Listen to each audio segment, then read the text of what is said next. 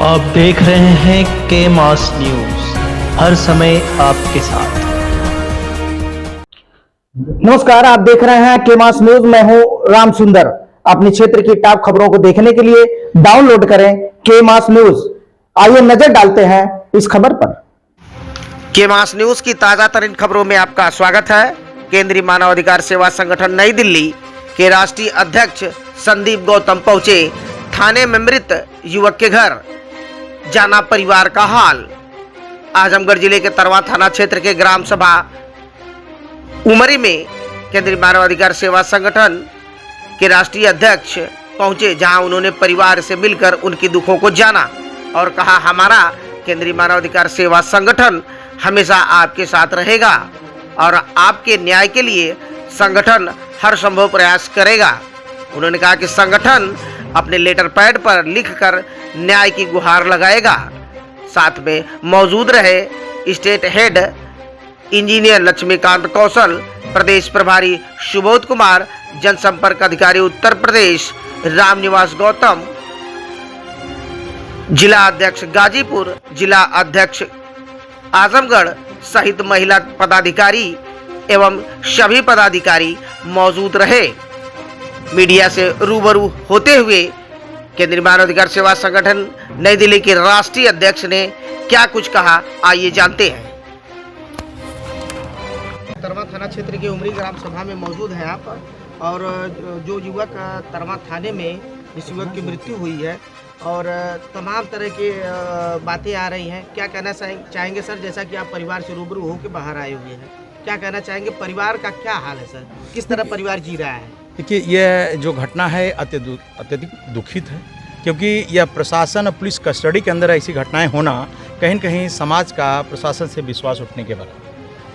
और परिवार की बात कर रहे हैं तो परिवार तो मैंने देखा उस दयनीय स्थिति में है कि किसी दिन भी दूसरी भी घटनाएं हो सकती हैं। जिस हिसाब से परिवार मुझे देखने को मिल रहा है कि उनके माता जी हैं, उनकी दादी जी हैं, उनके पिताजी हैं और उनके परिवार के अन्य लोग हैं, उनका देखने को मुझे मिला है कि वो लोग इस परिस्थितियों में है कि आवाज़ नहीं निकल पा रही है, बोल नहीं पा रहे हैं, उन लोग के डीप चल रहा है, अटैक का प्रॉब्लम है। तो इस तरीके से आज के समय में जो परिवार की स्थिति है, क्योंकि परिवार बहुत ही अत्यधिक पीड़ित है और परिवार न्याय की उम्मीद में बैठा हुआ है। मुझे लगता है कि जैसे उनकी माता जी ने कहा, अगर न्याय नहीं मिलता है तो मैं भी उसी थाने में पहुंचूंगी।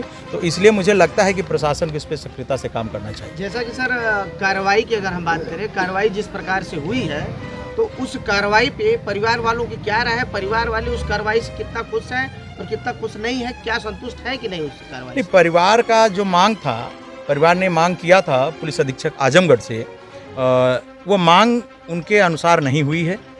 जो उन्होंने मांग किया था कि पुलिस प्रशासन जो उस समय ड्यूटी पे थे बर्खास्त हों, इसके साथ साथ उनके परिवार को आर्थिक मदद दिया जाए।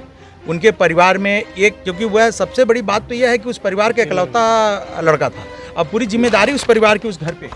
अब वह परिवार, अगर वह बच्चा नहीं रहा तो कौन देखेगा? तो उस परिवार में एक किसी सदस्य को एक सरकारी जॉब आवंटित किया जाए ताकि उस परिवार का जीवन यापन आगे हो सके।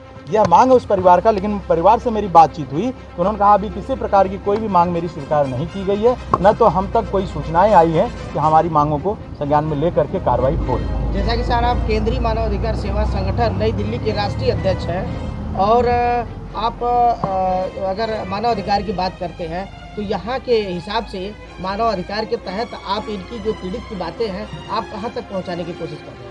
देखिए, हम एज ए केंद्रीय मानव अधिकार सेवा संगठन नई दिल्ली हम यह चाहेंगे, सबसे बड़ी बात तो यहाँ पे मानव के अधिकारों का हनन हुआ है। क्योंकि अगर किसी व्यक्ति को अरेस्ट किया गया है तो बीएनएस से, अभी जो बीएनएस है, इससे पहले आईपीसी था, उसके तहत 24 घंटे के अंदर कार्रवाई होकर के कहीं भी जो भी उसको भेजना, जहाँ भी जेल में भेजना है, वो प्रशासन की जिम्मेदारी बनती है। लेकिन प्रशासन उसको जेल में रख करके क्या कर रहा था, ये जाँच का विषय है। और कहीं न कहीं मैं देखने को मिलता है कि इस तरह का जो प्रशासन कर रहा है, इस तरह के जो प्रशासन का क्रियाकलाप है, वह समाज के लिए नुकसानदायक है, मानव के अधिकारों का हनन हो रहा है। तो हम इस पर आवाज़ उठाएंगे अपने इस केंद्रीय मानव अधिकार सेवा संगठन के द्वारा कि इस परिवार को न्याय मिले, इस परिवार की जांच हो। विशेष रूप से हम चाहेंगे इस परिवार की जांच सीबीआई को सौंपी जाए और विसरा रिपोर्ट दी जाए, ताकि उस बच्चे के साथ जो घटना हुई है वो स्पष्ट हो सके और इस परिवार को न्याय मिल सके। ये हमारी मांग है।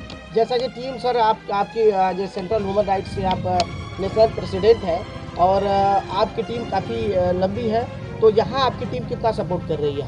यहाँ पे हमारी टीम आज आई है। हमने आश्वासन दिया है कि हम कल लेटर जारी करेंगे जिला अधिकारी को, अन्य लोगों को, अन्य प्रशासनिक लोगों को कि जो मांग इस परिवार की है उस मांग को अत्यधिक बहुत तेजी गति से लेते हुए पूरा किया जाए, ताकि उस परिवार को न्याय मिल सके। और जो सीबीआई जांच की मांग करी परिवार, जांच कराई जाए, विस्तार रिपोर्ट लाई जाए, ताकि वह परिवार स्वस्थ हो सके, उस परिवार की जो मांग है वह पूरा हो सके। इसके लिए हमारी टीम लगातार आज से काम शुरू कर देगी, प्रशासन के टच में रह करके प्रशासन से जो मांग है उसको पूरा कराने का कार्य करेगी। सर, पीड़ित का कहना है कि पुलिस प्रशासन धीमी गति से कार्य कर रही है, क्या कहेंगे आप? देखिए, पुलिस प्रशासन धीमी गति से कार्य कर रही है, परिवार पीड़ित है तो परिवार कहेगा ही, क्योंकि परिवार की जो मांगे हैं, जिस प्रकार से मैं देख पा रहा हूँ, परिवार ने 8/3/2025 31/3/2025 को मांग रखा है पुलिस अधीक्षक के पास। अब वो पुलिस अधीक्षक ही बताएंगे कि इस पर अभी कितनी कार्रवाई हुई है। तो जब इन्होंने आज तीसरा चौथा दिन है मांग का और उनको कोई जवाब नहीं मिल रहा है, तो परिवार तो यह अवश्य कहेगी कि भाई मेरी सुनवाई नहीं हो रही है, पुलिस प्रशासन धीमी गति से काम कर रही है। इसमें पुलिस अधीक्षक इनसे रूबरू हो और इनसे बात करें पुलिस अधीक्षक कि हम क्या क्या सुविधाएं या क्या आपको न्याय दिलाने का कार्य हमारी टीम कर रही है। वो पुलिस अधीक्षक की जिम्मेदारी है कि वह इस पीड़ित परिवार से मिले और पीड़ित परिवार को बताने का काम करे। तो क्या लगता है सर, पीड़ित परिवार न्याय पा सकता है कि नहीं पा सकता? देखिए, पीड़ित परिवार अवश्य न्याय पाएगा, क्योंकि अभी तक प्रशासन की बात थी, लेकिन अब समाज के लोग, संगठन के लोग, तमाम लोग इनके पास आने की काम शुरू कर दिए हैं। तो अब इनको न्याय मिलना है, वो मिलेगा ही मिलेगा। और हमारा केंद्रीय मानव अधिकार सेवा संगठन इसके लिए विशेष रूप से काम करेगा कि इनको न्याय मिलेगा ही मिलेगा।